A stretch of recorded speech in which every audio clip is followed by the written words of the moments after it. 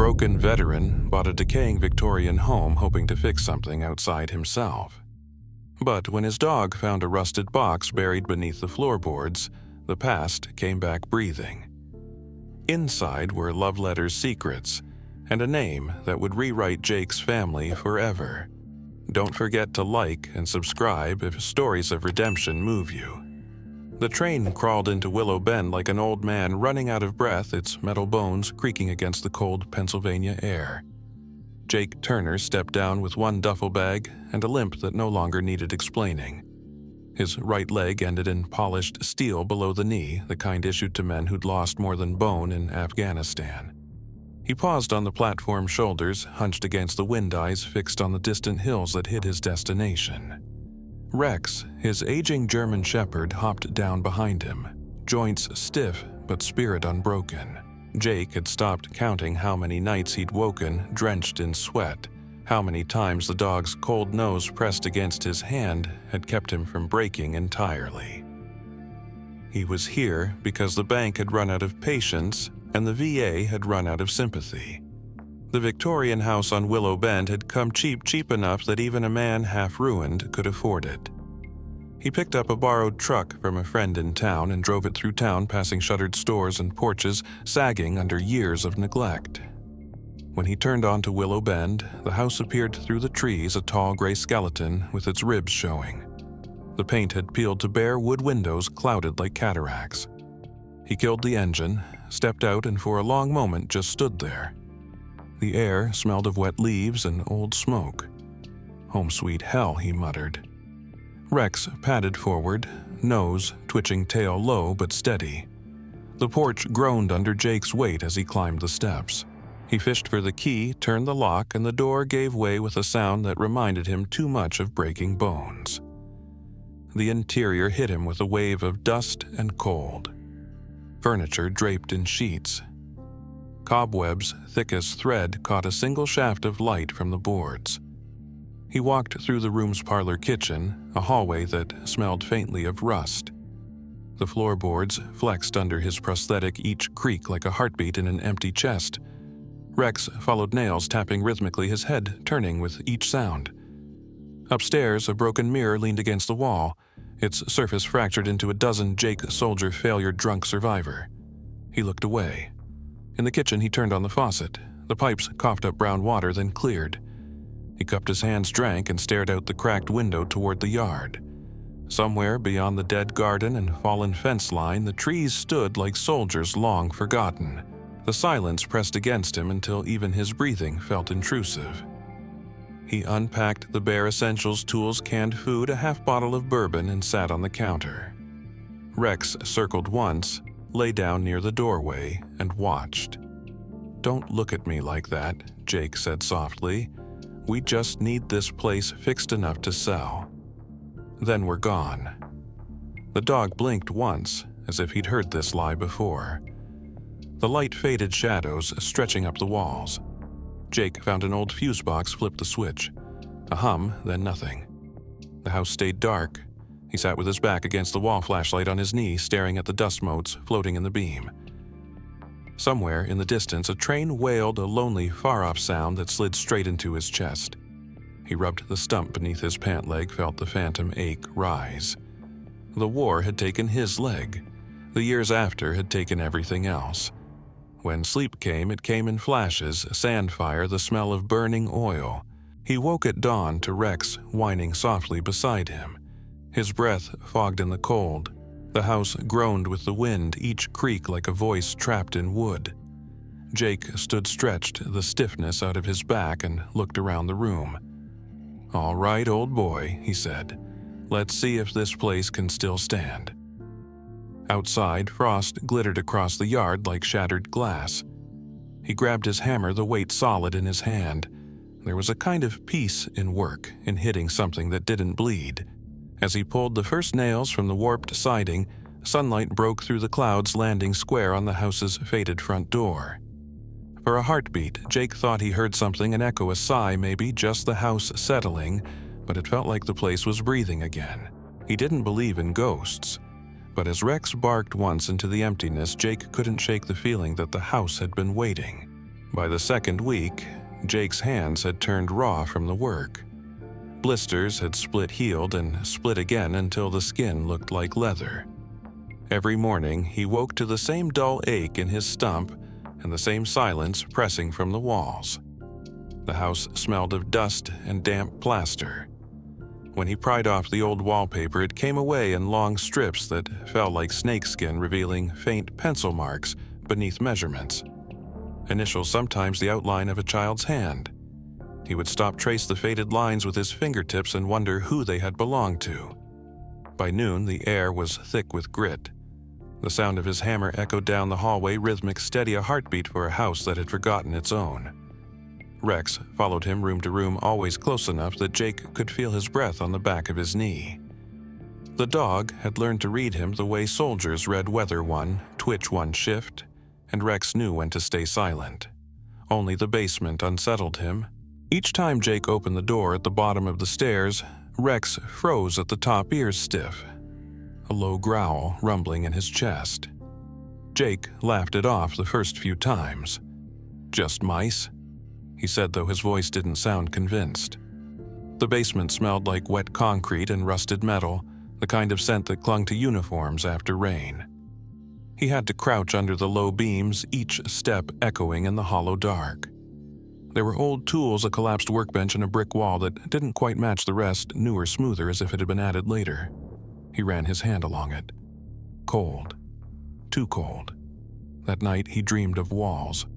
Not the kind made of stone, but the kind built inside his own head, each one bricked with memory. He woke at dawn, drenched in sweat, the sound of mortar and gunfire still ringing faintly in his ear. He sat on the edge of his cot until his breathing slowed, then went back to work.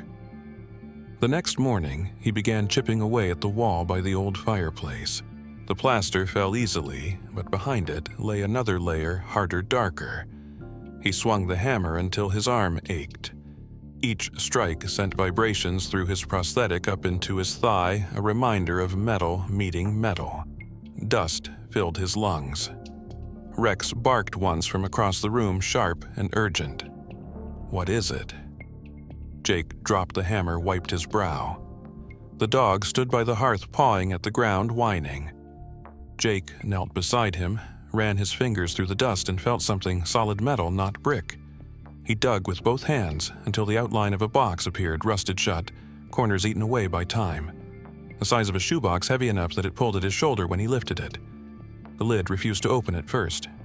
He found a screwdriver, wedged it under the lip, and pried. A crack split the silence. The smell that rose was sharp oil and paper and age. Inside lay a bundle of envelopes, bound by a thin ribbon turned brown with time. Jake's breath caught. The handwriting on the top envelope was neat. The ink faded but still legible. Lieutenant Samuel Whitmore, 29th Infantry Division, Normandy Front. Below it, the recipient's name, Margaret Whitmore, Willow Bend, PA. He froze. His mother's name was Margaret Whitmore. She had been born in 1944. These letters were dated a year before that. He thumbed the edges carefully. There must have been a dozen, maybe more, all sealed, except one, half open its flap, crumbling to touch. He slid the paper out and unfolded it. The words were written in a steady, careful hand. "Dearest Margaret, they say the war will be over soon. I can't tell you how many nights I dream of the house, the one on the hill with the white porch. I hope it's still standing. When this is done, I'll build it for us brick by brick, and maybe we'll forget what we had to see here." Jake lowered the letter, throat tight. Outside, wind rattled the windows, the sound like distant shell fire. He looked around the room, the cracks in the ceiling, the broken mantel, the tools scattered across the floor, and for the first time he saw the house differently. It wasn't just falling apart, it was scarred, patched, mended, same as him. He ran his thumb over the name again. Whitmore. The coincidence sat heavy in his chest. He could hear his mother's voice as a girl telling him bedtime stories about a soldier she'd never known. She used to say, "You come from stubborn people, Jake, the kind who build even when it hurts." He had always assumed she meant his father. Now, staring at the box of letters, he wasn't so sure. Rex nudged his elbow, whining softly. Jake looked at the dog, then back at the letters spread across the dusty floor. "What have we found, old man?" he whispered.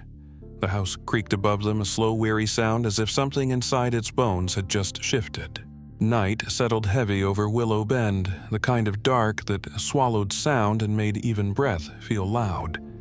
Jake sat at the kitchen table beneath a single bulb that flickered with each gust of wind. The box of letters lay open before him, the ribbon loosened, the scent of oil and age filling the air. He unfolded the first one carefully, his rough hands almost afraid of tearing the paper. The ink had faded to brown, but the words were steady, deliberate, written by someone who had not yet forgotten how to hope. "Dearest Margaret, they told us we might move again tonight. The cold gets into the bones. Sometimes I dream of heat, but when I wake up it's just frost. I keep thinking about that porch light you used to leave on. I think about it more than I should." Jake read the line twice, then leaned back, the chair creaking under him. He could almost picture it, some soldier hunched over a dim lamp, mud on his hands, writing about a porch that might not even exist anymore. He opened another letter. "They say courage is doing your duty when you're afraid. I don't know if that makes me brave. I miss your voice more than I miss sleep." Jake let out a breath he didn't know he'd been holding. He glanced at Rex, sleeping near the stove chest, rising slow and steady. "You ever miss something you never really had?" he asked quietly. The dog's ear twitched, but he didn't move. Jake opened a third letter. This one was dated May 1944. The handwriting trembled more, the ink smudged like it had been written in haste. "We built a fire from wet wood tonight. It smoked so bad my eyes watered. I keep thinking about home, about that house we wanted to fix. When I close my eyes, I can almost see it. Maybe someday I'll build it for you, brick by brick." Jake felt his chest tighten. He looked around at the walls of the kitchen, the peeling paint, the exposed studs, the patch of new plaster he had laid just hours ago. The same house, the same dream. He picked up another letter, the paper thinner than the rest. "They tell us to keep faith. Sometimes I think faith is just the art of pretending things will be all right. But if I can hold that thought, maybe I'll find my way back to you." He swallowed hard. The letters were not grand or poetic. They were the kind of words a man wrote when he thought no one would ever see them. He reached the last envelope. It was half open, the flap nearly disintegrated. He unfolded it slowly, the edges trembling in his hands. The first line hit like a blow. "If I don't make it, tell the baby he was never a mistake." He stopped. The air in the room felt suddenly thinner. His heart stuttered, then began to pound in his chest. "Baby." He read the line again, lips moving silently. His mother's name was Margaret Whitmore. She was born in 1945, and she had told him once when he was just a boy that she never knew her father, that her mother refused to speak of him. Jake pressed his thumb against the paper, feeling the words like they could still bleed. The name at the bottom was clear, precise, written in steady hand despite everything. Lieutenant Samuel Whitmore. He whispered it aloud, tasting the syllables, waiting for them to mean less than they did. They didn't. Samuel Whitmore. The letters had been written to his grandmother, maybe even inside this very house, years before his mother was born. He felt the weight of time press against his chest, the strange collapse of decades into this one small kitchen, this single light bulb swaying gently from the ceiling. He thought of his mother in the nursing home, her silence when he asked about family, the way her eyes darted away as if history were something dangerous to look at directly. Rex lifted his head then, as if sensing the shift. The dog came to him, rested his chin on Jake's knee, and stayed there. Jake's hand moved automatically, fingers tracing the coarse fur, grounding himself in something alive. "He was real," Jake murmured. "He was here." He picked up another letter, skimmed the opening lines, mentions of battles of snow, of nights that lasted too long. The man wrote of fear, without shame, of missing small things, the sound of rain on tin, the smell of coffee, the feel of a woman's hair on his cheek. It was not the language of a hero. It was the voice of someone trying to make it home. Jake leaned back, exhaled slowly. His reflection caught in the dark window tired eyes. Gray stubble, the faint outline of a man who'd also come back half destroyed. He looked at the name again, Samuel Whitmore. He looked at the return address, Willow Bend, Pennsylvania. the same soil beneath his feet, the same air filling his lungs, the same unfinished house that 2 generations of men had promised to fix. He felt something stir in his chest, equal parts sorrow and recognition. Maybe some stories didn't die, they just waited long enough for someone stubborn enough to listen. He reached for another envelope. Hands steady now, ready to keep reading, as if somewhere in those fragile lines lay a way to piece his family and himself back together. The letters sat on the passenger seat as Jake drove the 2 hours to Harrisburg, the box wedged between his crutch and the gear shift. The sun was out, but the world felt gray. He had called the nursing home that morning to tell them he was coming, though he hadn't said why. His mother, Margaret Turner, now had lived there for almost 3 years. Her mind still sharp, her body failing piece by piece. The building loomed white and clean against the November sky, its air thick with antiseptic and the faint hum of televisions behind closed doors. Jake, signed in, nodded to the nurse, who smiled politely but did not recognize him, and walked to the hallway with the limp that drew quiet stares. When he entered his mother's room, she was by the window, her silver hair brushed neatly back, her hands resting on a blanket. "Jake," she said softly, her voice thin but steady. "You look tired." He forced a smile. "Working on the house will do that." Her eyes brightened for a moment. "Your grandfather built that house, you know." "Well, not with his own hands, but it was meant for family." The word lingered hollow. Jake sat down beside her, the box of letters on his knee. "Mom," he began carefully, "I found something. Behind the old fireplace." He untied the ribbon, pulled out the first letter, and set it on her lap. "Do you know this name?" She adjusted her glasses, squinting at the faded ink. Her fingers trembled before she even spoke. "Samuel Whitmore," she whispered, and for a second her face went pale. She looked up at him, and there was no anger in her eyes, only fear, pure, unguarded fear. "Where did you get these?" "They were in the wall," he said. "He wrote to someone named Margaret Whitmore. From the war. Normandy. I thought maybe—" Her hand shot out, gripping his wrist with surprising strength. "Jake, no." The words were barely a breath. "Don't dig into this." Some things were buried for a reason. "Mom," he wrote about a baby. Jake pressed gently. "He said if he didn't make it stop—" Her voice cracked. She turned her face toward the window, tears standing in her eyes. "You don't understand. The world was different then. People judged.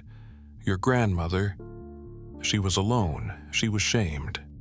The army never told her what happened to him.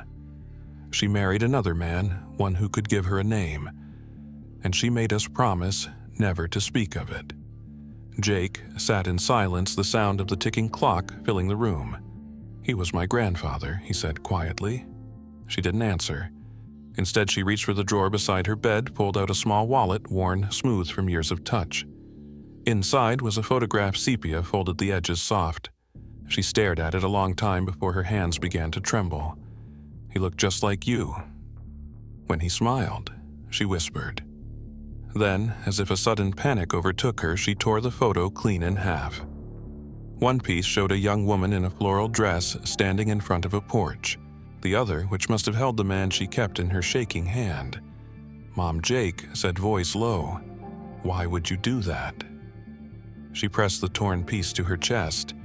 "Because some stories only hurt when you open them," she said.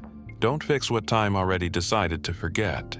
He wanted to argue, to tell her that silence wasn't the same as healing, but the look in her eyes stopped him. She was terrified not of ghosts, but of remembering. He gathered the letters, tucked them back into the box, kissed her forehead, and left without another word. The drive back was long, the road bending through miles of farmland where the sky hung low and heavy. By the time he reached Willow Bend, dusk had fallen. The house loomed dark against the horizon, its windows glowing faintly with the reflection of the truck's headlights. He sat in the cab for a while, the engine idling, listening to Rex's soft whine from the back seat. Finally, he climbed out, the cold biting through his jacket, and walked to the porch. The air smelled of wet earth and wood smoke from a neighbor's chimney. Inside, he lit the lantern and set the box back on the table. The silence was so complete he could hear the faint hum of the wind slipping through cracks in the walls. He started to climb the stairs, his prosthetic clicking softly against the steps. At the landing, his flashlight beam caught something carved into the wooden beam above the doorframe, letters faint, nearly worn away. He leaned closer, brushed away the dust with his thumb. For M and the baby. SW Jake's breath caught. The letters were shallow, but deliberate, the kind of carving a man might make when he still believed he'd come home. He stepped back, staring at it as the lantern flickered below, casting long shadows up the wall. Rex trotted up beside him, tail low, head tilted as if reading the same message. Jake reached down, resting his hand on the dog's back, and felt the quiet tremor in his own chest mirror the heartbeat of the house.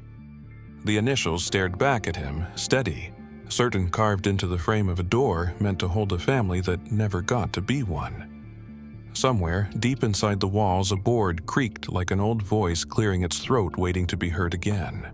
The next morning, Jake drove into town with the letters on the passenger seat, his mind circling the same questions over and over like a wound that refused to close. The Willow Bend Library sat at the corner of Main and Pine, a red brick building that smelled of old paper and rain-soaked wool. The archivist, a woman with gray hair tied in a bun, greeted him with polite curiosity when he asked about wartime records. "We have a section on local veterans," she said, leading him through the maze of shelves. "Not everything's digitized, so you might have to dig." That was fine. Digging was all he seemed to do anymore. Hours passed beneath the hum of fluorescent lights. Dust clung to his sleeves as he flipped through folders and microfilm reels. Most of the names meant nothing to him, just lists of the lost men buried under numbers, dates, and abbreviations. Then he found it Lieutenant Samuel Whitmore, 29th Infantry Division. Status missing in action. June 14, 1944, Normandy. There was a brief note beneath "No remains recovered," presumed deceased. Jake stared at the line. MIA, not confirmed dead. Just gone. He ran his thumb over the photocopy, tracing the printed letters. The air in the room felt heavier. He turned another page, hoping for more, but the file ended there. No photo, no mention of next of kin. It was like someone had pressed delete on a life. He leaned back, rubbing his temples. Rex lay by his feet, silent and patient, as if he too understood that absence was sometimes louder than truth. Before leaving, Jake decided to check the town's newspaper archive. The microfilm reader flickered to life, casting a ghostly glow across his face. He scrolled through reels marked June to December 1944. Headlines blurred past "War nears turning point." Local men honored for service, families await news. Then one line stopped him cold. The Willow Bend Herald, September 17, 1944. Soldier returns to Willow Bend before vanishing again. There was no name, just a brief paragraph. A man believed to be a returning serviceman was seen near the old Whitmore property late Sunday evening. Witnesses describe him as limping, his uniform torn and his left pant leg pinned neatly below the knee. He reportedly knocked at the door before leaving toward the river road and was not seen again. Jake felt the breath leave his lungs. He read the description twice, his hand tightening around the edge of the reel. A man with a leg wound, limping. He glanced unconsciously at his own prosthetic. The connection was almost cruel in its symmetry. He printed the article, folded it into his pocket, and thanked the archivist with a nod she didn't understand. Outside, the afternoon light had turned pale and sharp, the kind that made the world look both alive and distant. Jake walked across the street to the cafe, one of the few places still open in a town that felt half asleep. The bell over the door chimed, and behind the counter an old man looked up from his newspaper. "You're a Turner, aren't you?" he said. Jake hesitated.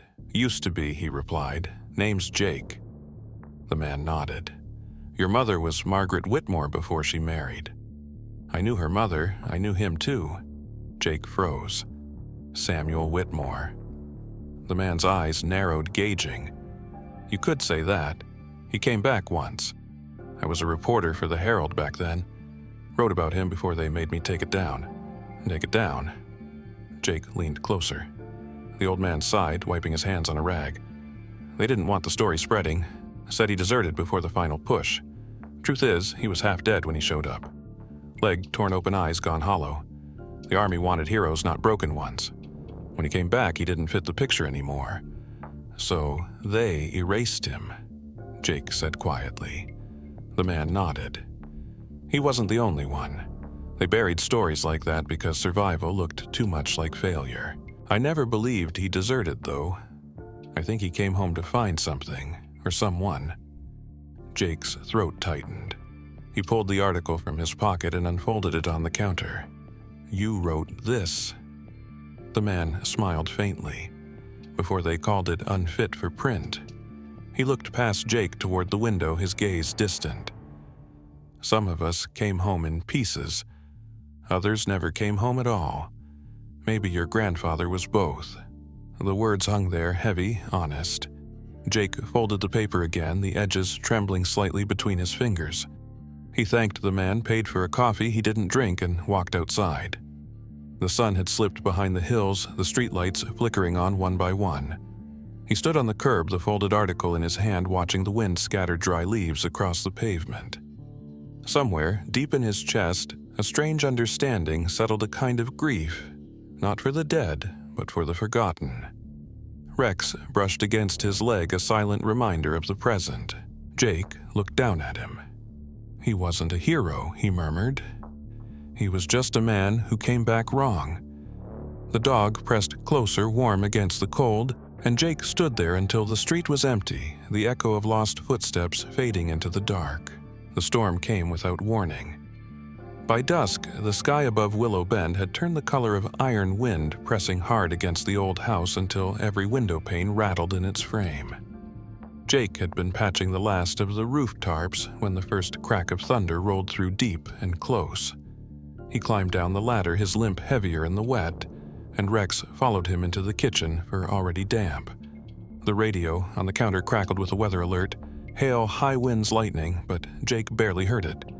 He was exhausted, his body a collection of old injuries, his mind still turning over the truth of Samuel Whitmore. He poured himself coffee that tasted like ash, and sat at the table, the letters spread before him, the box open. Rain hammered the windows. The light flickered once, twice, then steadied.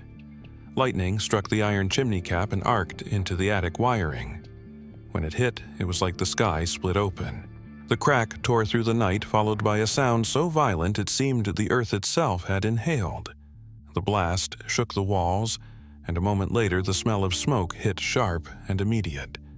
Rex barked a deep, urgent sound that cut through the roar. Jake staggered to his feet, heart pounding, the prosthetic leg catching against the floor. He could see flickers of orange through the ceiling boards. The attic was on fire. "Come on," he shouted, grabbing the wet coat from the hook and using it to shield his face as he climbed the stairs. The heat grew fast, suffocating the air thick with smoke and splinters. The wind from the broken roof howled down through the rafters, feeding the flames. His lungs burned. The prosthetic slipped on wet ash, sending him crashing against the wall, but he pushed up again, dragging himself forward on hands and knees. Rex was below, barking, wildly pacing at the bottom of the stairs. The letters. The thought hit like a jolt. The box was still on the kitchen table, the only proof Samuel Whitmore had ever existed. He turned back down the stairs, coughing, hard vision swimming. The smoke curled low, black and heavy. Halfway down, his leg gave out. He fell the rest of the way, landing hard, the breath knocked clean from him. Rex was there instantly, teeth gripping the fabric of his sleeve, pulling, refusing to let him stop. "I'm all right," Jake rasped, but his voice barely carried. He crawled across the floor, the heat licking at his back, the wallpaper blistering as the fire spread. The box sat where he'd left it, flames crawling up the wall behind it. He reached for a blanket, soaked it under the kitchen faucet that still sputtered weakly, and wrapped it around the metal box. The heat singed his arm, but he didn't let go. "Come on, boy," he gasped, and together they stumbled through the smoke out onto the porch just as a beam gave way behind them with a crash that sent sparks into the rain. They collapsed in the mud, coughing, the box clutched to his chest. The rain came harder, soaking everything, steam rising from the scorched wood. Jake lay there for a long moment, eyes closed, chest heaving. Rex's weight pressed against his side. When he finally unwrapped the box, the blanket came away blackened and the lid was hot to the touch. Inside, half the letters had turned to ash. He sifted through them with shaking hands, his fingertips gray with soot. One envelope had survived, lodged at the bottom, sealed tight, but scorched along the edges. He opened it carefully, the paper flaking beneath his fingers, the ink smeared but legible. "They'll call me a coward, but I'm coming home. I just want to see my son once, even if from across the street." The words blurred as his eyes filled. He read them again, slower this time, until every letter seemed to burn into him. Samuel hadn't deserted. He hadn't run. He had come home to see his child, to stand on the same street, unseen, unwelcomed, but home all the same. Jake pressed the letter against his chest, feeling it dampen with rain. Around him, the fire hissed and sputtered as the storm poured over it. He looked at the ruins of the house, the smoke twisting into the dark, and something inside him broke loose. He saw his own reflection in that sentence, in that man who had come back wrong. He, too, had returned from a war, only to be told he didn't belong, that surviving was the same as failing. His throat tightened until he could barely breathe.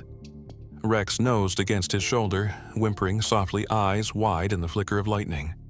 Jake turned toward him, one hand buried in the dog-soaked fur, holding on like a man holding on to shore. "We just wanted to come home." He whispered, his voice hoarse, the words half prayer, half confession. The rain carried the smoke away, leaving only the sound of thunder rolling somewhere far beyond the hills, and the steady beat of Rex's heart against his palm, proof that something still lived in all that ruin. The storm passed before dawn, leaving the world washed in silence. Smoke drifted lazily from the blackened roof of the old Victorian, curling upward like the last exhale of something that had fought long enough. Jake stood in the yard, his coat heavy with rain eyes following the plumes until they disappeared into a sky that looked almost new. The house still stood wounded, but alive, its frame defiant against the morning light. Rex sat beside him, tail sweeping slow arcs through the wet grass, head resting against Jake's leg. Neither of them moved for a long while. The fire crew had come and gone before sunrise, their flashlights cutting briefly through the dark. They'd said it was lucky the damage could be repaired, the foundation was solid. Jake had only nodded, too tired to explain that some foundations ran deeper than brick. When the first car pulled up the gravel drive, he thought it was another insurance agent, but the woman who stepped out was unfamiliar. She was in her late 70s, thin, her gray hair pinned neatly, a folder tucked under one arm. "You must be Mr. Turner," she said, voice trembling slightly but kind. "My name's Ellen Brooks. My father was Harold Brooks, the reporter who worked for the Willow Bend Herald during the war." Jake studied her, unsure where this was heading.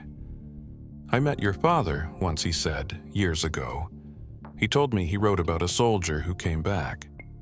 She smiled faintly. "Yes, he kept things, photographs, drafts, the kind of records he wasn't supposed to keep. I've been sorting through his files since he passed. This morning, I found something that belongs to you." She opened the folder and handed him a single black and white photograph, the edges yellowed, corners curling. Jake took it carefully, his thumb brushing against the faint sheen of old emulsion. At first, it was just an image, a house familiar yet younger, cleaner, framed by the same trees that now leaned tired and gray. Then his gaze caught on the figures. A man sat on the front steps, uniform rumpled, one pant leg pinned neatly below the knee. His face was turned slightly away, but the posture was unmistakable, weary, hopeful, waiting. In his hands, he held a small bouquet of wildflowers, their shapes ghostly in the faded print. Near the doorway, a woman stood in shadow, her head bowed, cradling a baby against her chest. The light caught her profile, the slope of her cheek, the fall of her hair, and Jake's breath caught. He knew that face. He had seen it every time he looked at his mother's childhood photographs. "That's her," he whispered. Ellen nodded. "Your grandmother. The picture was taken on September 17th, 1944. My father must have snapped it from the road. He never printed it for the paper." Jake stared at the photo until his eyes blurred. The soldier on the steps, his missing leg, the tilt of his shoulders, looked so much like the reflection Jake saw in the mirror that it hurt. Samuel Whitmore had come home. He had made it to this house, to this door. But he had never crossed it. The truth settled on him slowly, heavy but not cruel. His grandmother had likely been told he was dead. Maybe she had wanted to believe it. Maybe she needed to. The war demanded that kind of mercy. To survive, she had to build a life that didn't include waiting. Jake traced the figure of the soldier with one finger, the smudge of his uniform, the faint outline of his cap. "He was here," he murmured. "All this time he was right here." Ellen's voice was soft. "My father said the man left soon after that photo was taken. He walked down the road toward the river and disappeared. No one ever saw him again." The words didn't shock Jake. Somehow he had already known. He folded the photo carefully, almost reverently, and slid it into his jacket pocket.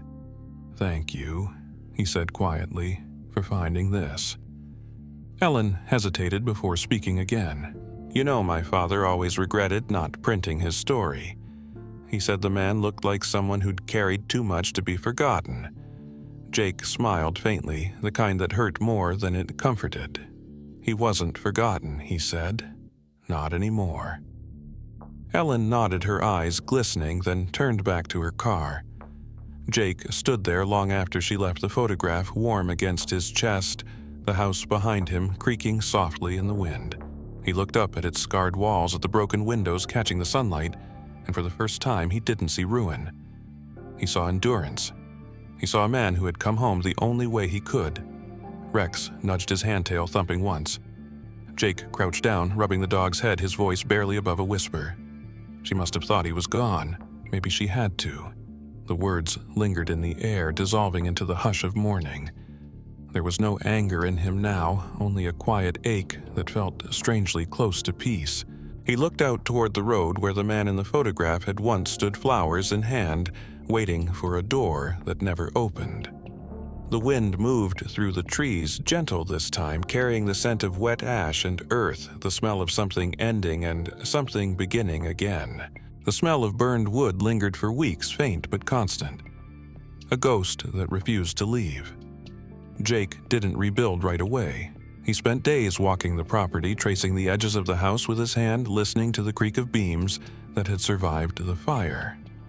The insurance check arrived with a form letter and hollow condolences, but he didn't cash it. Selling was no longer an option. The house had chosen to stand, and he owed it that much. He began with the roof.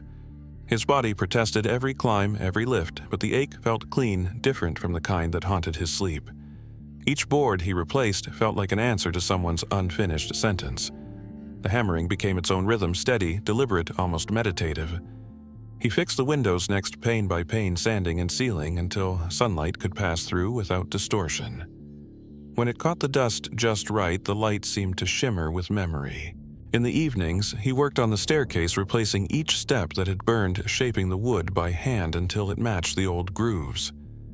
Rex stayed close, always within reach, sometimes watching from the porch, sometimes asleep at his boots. The dog had aged too.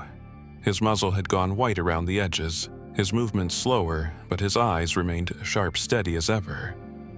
Jake talked to him as he worked, not out of habit but necessity. "You know," he said one afternoon, tightening a nail on the railing, "he probably built this in his head 1,000 times. Maybe he thought if he could picture it, he'd live long enough to see it." The words caught in his throat. He set the hammer down, wiping his forehead with the back of his wrist, and looked around. The walls were taking shape, the house no longer a wound, but something healing, something growing back layer by layer. He wasn't restoring it to sell anymore. He was restoring it for the man who never got to.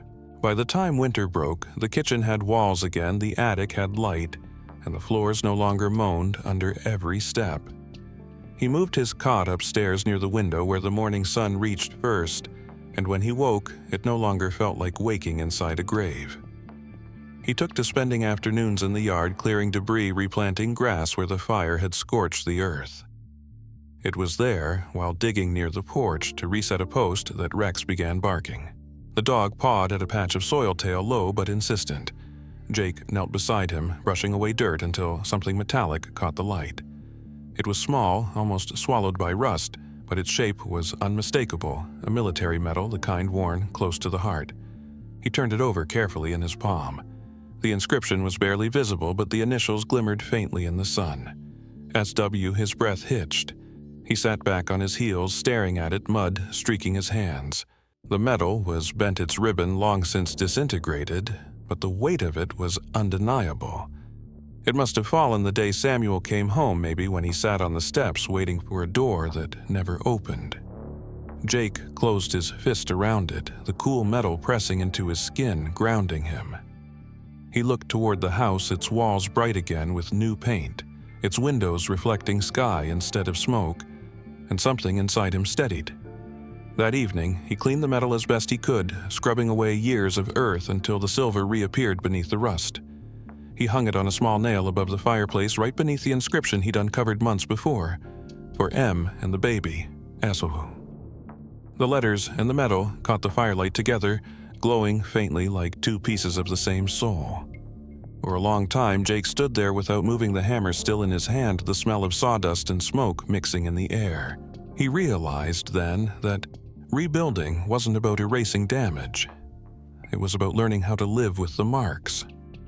Each nail, each board, each callus on his palms was a quiet kind of forgiveness, not for Samuel, not even for his family, but for himself. Rex settled at his feet, head resting on his paw, eyes fixed on the metal as if guarding it. The fire popped softly, a single spark rising, then fading into the air.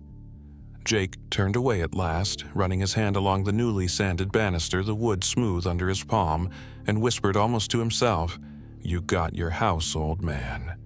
Took 3 generations, but it's standing now." Outside, wind moved through the apple trees, bare but alive, whispering through the branches, the way voices sometimes do when they're finally at rest. The nursing home smelled faintly of lilies and disinfectant, a mix of life and endings. Jake sat in the same chair as before, the box of letters and the photograph laid gently across his lap. His mother looked smaller this time, her shoulders fragile beneath the knitted shawl, her hands folded neatly but restless. The morning light through the window washed everything pale, as if even color hesitated to intrude. She looked up when he entered, her eyes soft but cautious. "You came back," she said, voice thin. "I wasn't sure you would." Jake nodded. "There's something I need to show you." He placed the photograph on the table first, the one of the soldier on the porch and the woman with the baby at the door. For a long moment she didn't move. Then her hand rose trembling to trace the edge of the image. "Where did you find this?" she whispered. "A woman brought it to me," Jake said quietly. "The reporter's daughter. She said her father kept it hidden all these years." His mother's breath caught. "He came back." Jake nodded once. He did. Her eyes stayed on the picture, tears welling slow and soundless. "They told me he died in France," she said. "The mayor, the pastor, everyone. They said it was better that way, better for his name. I was 19, and the world was still pretending that women didn't know what truth looked like. When he came home, I wasn't even told. They thought if I saw him, if the town saw him, it would disgrace us all." Her voice cracked. "He was labeled a deserter because he walked away after the explosion. They said a real soldier would have died there, but he didn't. He came home and they called that shame." Jake listened without speaking, his throat tightening. "Did you ever see him?" he asked. She shook her head, tears falling freely now. "I wanted to, I begged. But they said he'd gone, that he'd vanished. I thought they meant he'd left me. For years, I believed that. So I learned not to say his name. It was easier than being pitied." She reached for the box of letters, fingers brushing the paper as if afraid they might crumble. Jake opened it, pulling out the last surviving letter, the one written before the fire. He unfolded it carefully and slid it across the table. "He didn't leave you," he said. "He just wanted to see you. And the baby, even if from across the street."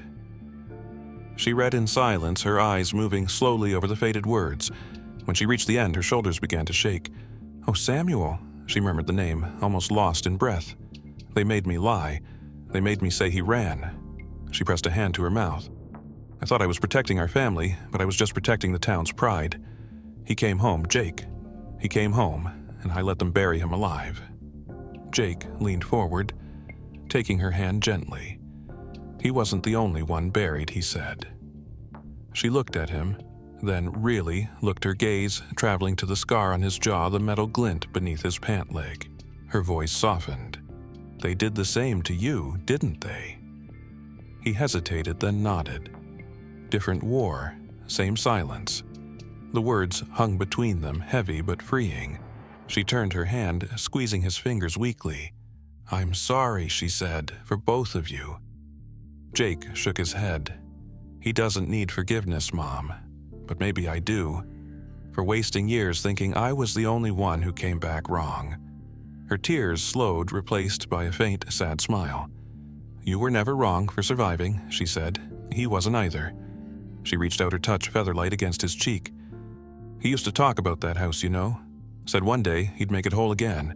Said he wanted our child to grow up hearing laughter in those walls. Jake swallowed hard. Maybe he still will. He said, I've been rebuilding it, not for selling. For him. Her eyes brightened, though her voice trembled. Then maybe the story's not over after all. For a long time, neither spoke. The sunlight moved slowly across the room, catching on the photograph between them. The soldier on the steps, the woman at the door, a moment frozen between arrival and goodbye. His mother reached out, straightening the picture with careful hands.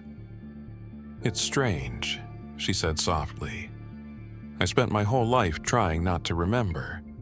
And now, remembering feels like breathing again. Jake smiled faintly. That's how healing works, I guess. You have to open the wound first. She nodded, closing her eyes briefly. Then maybe, finally, we're home. Jake sat beside her until she fell asleep, her hand still holding the edge of the letter, the ink smudged faintly by her tears. Outside, the world was quiet, the winter air sharp and clean, as if something heavy had lifted and left room for peace to settle in its place. By spring, the house no longer looked like something rescued from ruin. Its white paint gleamed under the morning light. The porch rails stood straight again, and the old glass windows reflected a sky that seemed wider than it had in years. Jake had kept everything simple. No decorations, no glossy finish, just clean lines, good wood, and quiet strength. The Victorian curves that once sagged now held firm like bones, set right after a long time broken. The sign he built by hand stood at the edge of the walk, the letters carved deep and dark against the oak. The Whitmore house, dedicated to those who came home unseen. He'd thought about that line for days before carving it, sitting at the table where the letters had once lain, wondering how to honor the people who survived but were never celebrated. When he finally cut the words, the knife didn't tremble. Word spread slowly at first, then further. Old neighbors stopped by, curious. A woman from down the road brought a tin box filled with her father's medals. A boy came holding his grandfather's photograph from Vietnam, shy but proud. Someone pinned an old postcard on the front gate to those who made it back. Jake didn't call it a museum. It wasn't about history, it was about remembrance. He left the doors open on Sundays, letting people wander through the rooms, the scent of sawdust and old wood still clinging to the air.